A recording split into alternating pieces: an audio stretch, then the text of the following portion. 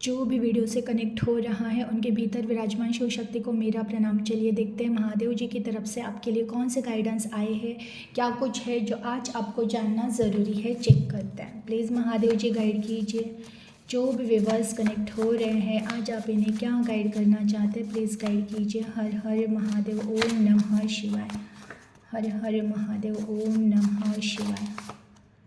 रूप रंग यौवन सब एक दिन ढल जाएगा, इन पर अहंकार नहीं करना है। जो नित्य है उसे जानना है। समय पर सोना और उठना अच्छी आदत है, इसका पालन करो। प्रकृति में हर पल कुछ घटित हो रहा है, कुछ टूट रहा है, कुछ जुड़ रहा है। कुछ सो रहा है, कुछ जाग रहा है। तुम्हारे जीवन पर भी यह सब लागू है। कुछ खो रहा है तो कुछ अच्छा मिलने वाला है। कुछ नया सीखो और अच्छी आदतों में व्यस्त रहो।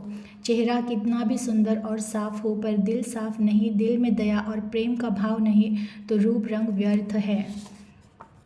जो दोगे वो दोगुना होकर वापस लौटेगा, तो जो भी दोगे वो सोच समझ कर देना।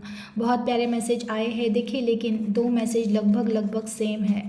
ये किन के लिए है, जनरल रीडिंग है, ज़रूर ये किसी को तो बताना बहुत ज़रूरी है, इसलिए दोनों भी मैसेज आए हैं कि या तो आप किसी से प्यार कर रहे हो, किसी रिलेशन में जाने वाले हो, तो ये हमेशा याद रखना कि सिर्फ बाहर ही दिखावा कि सामने वाला इंसान दिखने में कितना अच्छा है, वो एज अ पर्सनालिटी उसकी कैसी है, उन सब दिखावों पर बिल्कुल भी जीवन का निर्णय मत लेना। अगर आपको देखना ही है तो उस पर्सन का स्वभाव कैसा है, उसमें दया भाव कितना है, वो सरल कितने हैं, वो आपको देखना है। कुछ लोग बाहर से दिखने में बहुत सुंदर और वेल प्रोफेशनल दिखते हैं, उनकी पर्सनालिटी बहुत अच्छी होती है, लेकिन उनका जो स्वभाव होता है, जो उनके भीतर की चालाकियाँ होती है, वो इतनी ज़्यादा होती है कि ऐसे इंसान को जीवन में लाने के बाद जीवन बस कहते हैं ना कि नष्ट हो ही जाता है, उस जीवन में कोई रस नहीं रहता। तो बिल्कुल भी चुनाव करते वक्त जस्ट एज बाहर की चीज़ों को देखना नहीं है,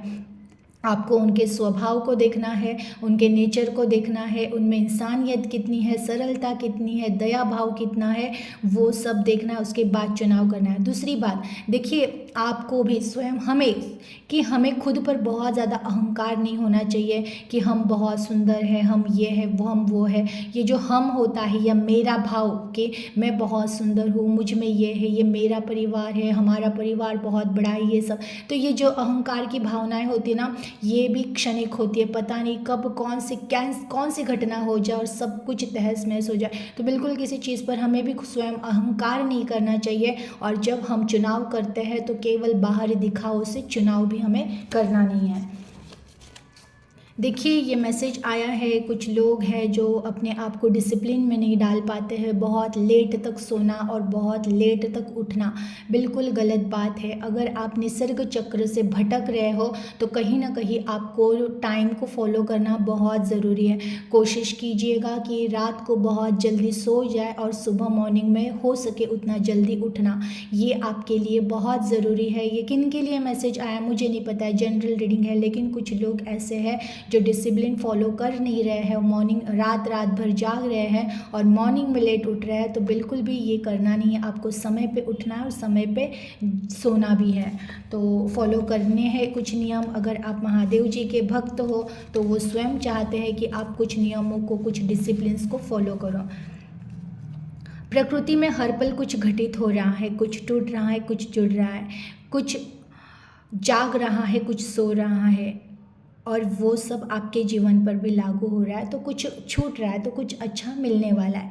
देखिए, ये मैसेज मुझे लग रहा है और कुछ 4-5 दिन पहले भी आया था कि मैंने कहा था कि क्षण क्षण में, विदिन अ सेकेंड में इतना सूक्ष्म परिवर्तन हो जाता है, हमारे बाहर के जगत में भी प्लस हमारे अंदर के जगत में भी। इवन बहुत ज़्यादा दूर जाने की भी ज़रूरत नहीं, हम हमारे बॉडी का ही ले लें तो कितने सारे सूक्ष्म तंतु विदिन अ सेकेंड में मर जाते हैं और विदिन अ सेकेंड में नए जन्म लेते हैं कोशिकाएं। तो वैसे ही हर क्षण में बहुत ज़्यादा परिवर्तन होता है, हम वो देख नहीं पाते हैं, हमें बिकॉज़ इस भौतिक जगत की आँखों से वो चीज़ें दिख भी नहीं सकती है। उसके लिए बहुत ज़्यादा कहते हैं ना कि जिसकी थर्ड आई ओपन हो जाती है, जो स्वयं जाग जाता है, उससे ही ये छोटी छोटी चीज़ों का एहसास होता है, वो उन चीज़ों को ऑब्जर्व कर सकता है, बट हम नहीं कर पाते।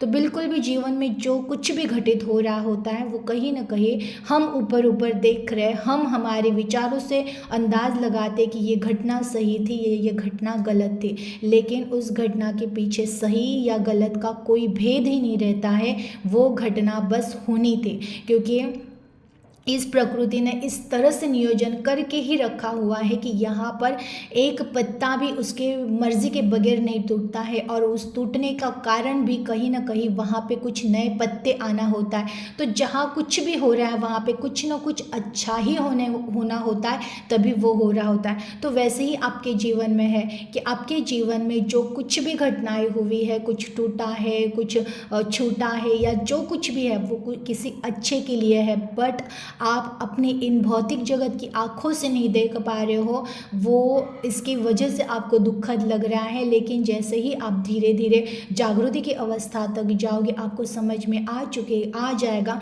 कि जो कुछ भी हो रहा था वो केवल आपके कल्याण के लिए हो रहा था, आपके भले के लिए हो रहा था। तो बिल्कुल भी जो कुछ भी हो रहा है उसे शांत माइंड से स्वीकार कीजिए और बस आगे बढ़ते रहिए। ज़रूर आपको अगर कुछ बुरा हुआ है तो कुछ अच्छा भी होने ही वाला होगा, यकीन कीजिए।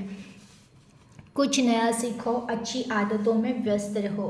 देखिए, ये उन लोगों के लिए मैसेज आया है जो बिल्कुल कहते हैं ना बहुत ज़्यादा सोच विचार में ही पड़े रहते हैं।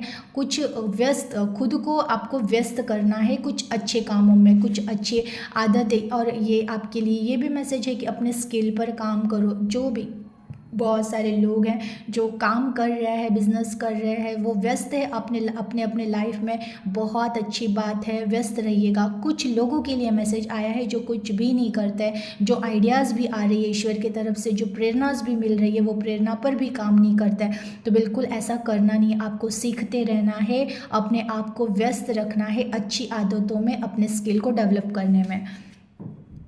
जो दोगे वो दोगुना होकर वापस ज़रूर लौटेगा, ये याद रखना। तो ये, और जो भी देना है तो सोच समझ कर देना। आपको समझ में आ ही चुका है, कर्म का हिसाब होता ही होता है, ज़रा सा भी इधर से उधर नहीं।